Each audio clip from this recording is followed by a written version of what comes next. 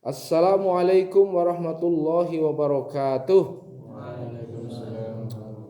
Hamdan wa syukran lillah, salatan wassalaman ala rasulillahi amma ba'd. Hadirin rahimani wa rahimakumullah, para santriku yang saya cintai. Satu hari seorang filsuf yang sangat terkenal, seorang ulama yang sangat terkenal, ya, yaitu Imam Al-Ghazali, dalam kitabnya Al-Ihya Ulumuddin, ya, dia menulis tentang orang yang bijaksana, ya.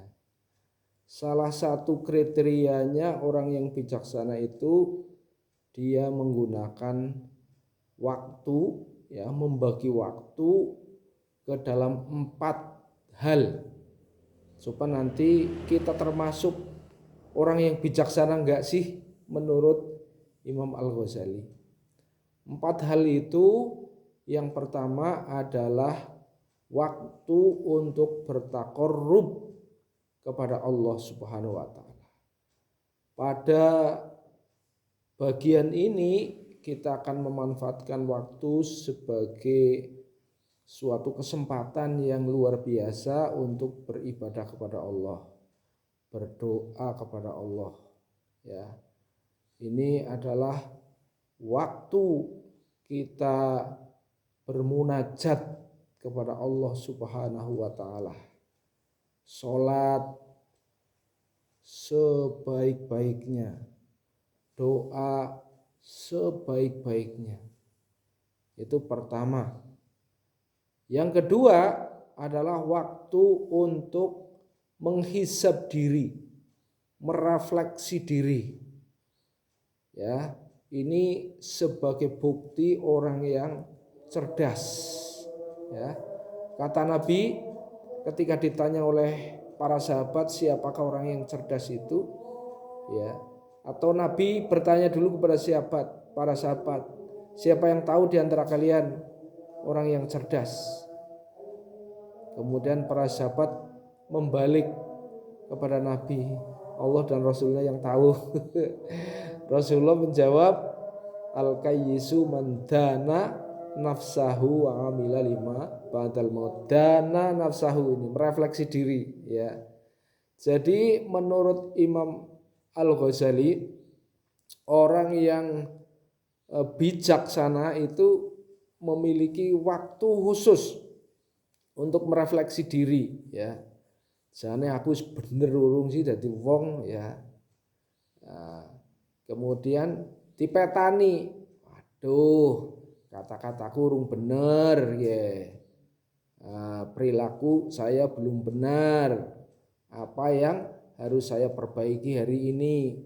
Itu dana nafsahu, ya. Sebenarnya dana nafsahu itu merupakan suatu kalau dalam manajemen itu, ya, ada PDCA, ya. Di situ ada kesempatan untuk melakukan cek. Kemudian waktu ketiga, ya, menurut Imam Al-Ghazali, seorang yang bijaksana memiliki 4 waktu, ya. Waktu yang ketiga adalah waktu untuk memikirkan ciptaan Allah. Nah, dalam konteks ini memikirkan ciptaan Allah itu sebenarnya sumber dari sumber-sumber ilmu. Artinya kalau kita memikirkan ciptaan Allah itu akan muncul beragam ilmu dan spesifikasinya. Ya, orang yang ahli dalam bidangnya, ya, profesional, itu dia yang menekuni ilmu Allah yang dibentang di alam. Ketika orang mau mengkaji lebih dalam tentang fenomena alam, maka dia akan mendapatkan suatu ilmu yang bermanfaat. Rabbana ma khalaqta hadza batila subhanaka faqina adzabannar. Maka dahulu di kalangan para ulama, ya, terdapat orang-orang profesional, ahli dalam bidang kedokteran, dalam bidang matematika, dalam bidang teknik dan seterusnya, ya. Orang yang banyak merenung tentang ciptaan Allah ini, mereka mendapatkan hikmah, ya, pengetahuan yang luas. Inilah sesungguhnya, ya, kalian sebagai pelajar dan mahasiswa mestinya juga memiliki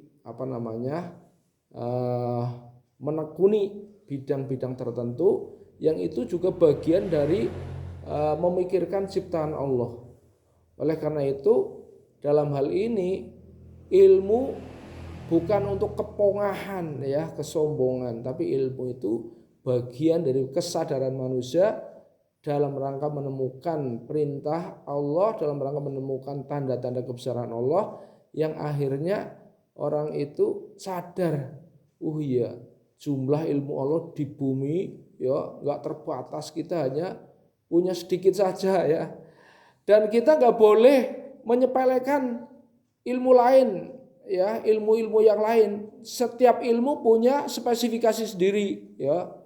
Dulu itu ada, ya, cerita seorang dosen, ya, dia naik perahu, ya, naik perahu dulu namanya bukan perahu kapal kayak kita, ya, perahu kayu, ya.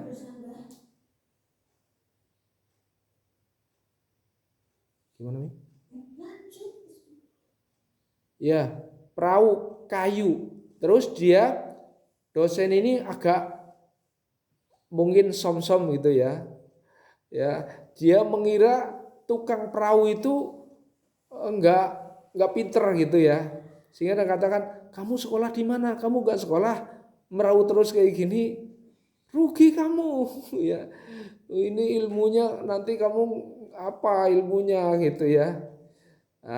Rodo mandan som-som itu dosen itu, ya, ke tukang perahu itu, penting, kamu kuliah penting, kan itu istilahnya disuruh gitu, ya. Nanti ilmu hanya sebatas ini. Nah, kemudian kamu belajar gak ilmu ini, ilmu itu, ilmu ini? Kata dosennya, tidak. Wah, bahaya nih. Nah, zaman kayak gini kamu kok gak kuliah gitu, ya. Terus tukang perahu itu melihat tanda-tanda ada gelombang besar. "Pak dosen, apakah Bapak belajar renang apa enggak? Punya ilmu tentang renang enggak?" Bahaya nih Pak dosen. Karena ini ada tanda-tanda gelombang besar ini. Kalau enggak punya ilmu tentang renang bisa kelelep nanti. Maka disitulah, ya, terjadi gelombang, ya. Akhirnya singkat cerita itu dosen mau kelelep ini, ya, ditulungi oleh tukang perahu itu. Wah, penting belajar renang Pak dosen itu, ya. Ya, artinya apa? Orang itu punya keahlian sendiri-sendiri, ya kan? Dia punya keahlian sendiri-sendiri, maka kita saling menghargai, saling menghormati, dan harusnya saling belajar. Kamu udah lama di sini, ya, kalau ada gelombang bisa renang nggak, gimana renang kan gitu, ya. Seorang yang bijak dia bisa belajar kepada siapapun, harusnya kan gitu, ya. Nah, itu menjadi sangat penting. Ada lagi, ya, seorang profesor, dia naik kendaraan, naik bis bersama seorang petani, ya. Terus seorang profesor dia tanya kepada petani ini, "Kamu tahu nggak kecepatan cahaya?" Udah, sekarang gini, saya tanya kepada kamu, ya, kalau kamu jawab tak kasih 1 juta kalau betul. Terus nanti gantian kamu tanya kepadaku, ya. Kalau aku tidak bisa jawab, maka kamu ngasih ke aku 100.000 saja, ya. Maka setuju petani itu, ya, setuju. Maka pertanyaan pertama profesor itu, ya, berapa kecepatan cahaya? Gak mudeng petani ini. Karena petani setuju perjanjian itu, maka dia membayar 100.000 kepada profesor.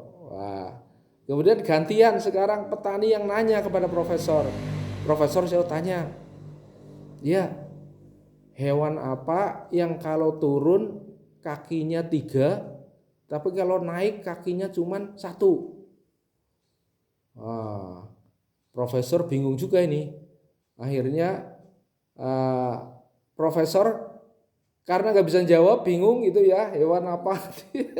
Maka akhirnya dia ngasih 1 juta sama petani itu, ya. Kemudian profesor ini dia dengan rasa ingin tahunya, coba tadi hewan apa yang kalau turun kakinya 3, tapi kalau naik kakinya 1. Itu ya, kata profesor. Pertanyaan balik ya profesor kepada petani tadi. Tapi kata petani, saya juga tidak tahu, ini saya kasih engkau 100.000.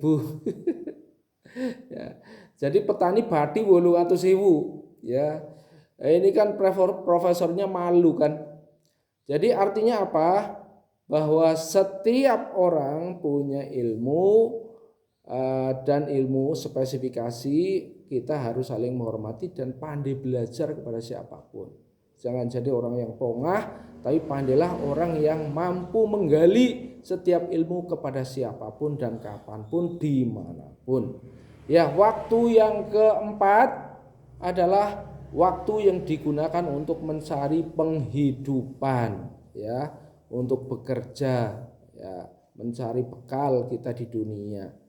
Nah, itulah waktu-waktu yang harus kita lapangkan apabila kita ingin memperoleh gelaran atau apabila kita ingin menjadi seorang yang bijaksana, ya, menurut Imam Al-Ghazali. Untuk itu mari kita coba kita pikirkan dalam diri kita, sudahkah kita bagi minimal 4 hal ini? Ya, kalau gitu kita simpulkan sebenarnya saya udah bijaksana belum sih, ya. Itu ya, berdasarkan ilmu yang disampaikan oleh ini Imam Al-Ghazali. Ya, terima kasih atas perhatian. Mohon maaf atas segala kurangan. Billahi taufik wal hidayah. Wassalamualaikum warahmatullahi wabarakatuh.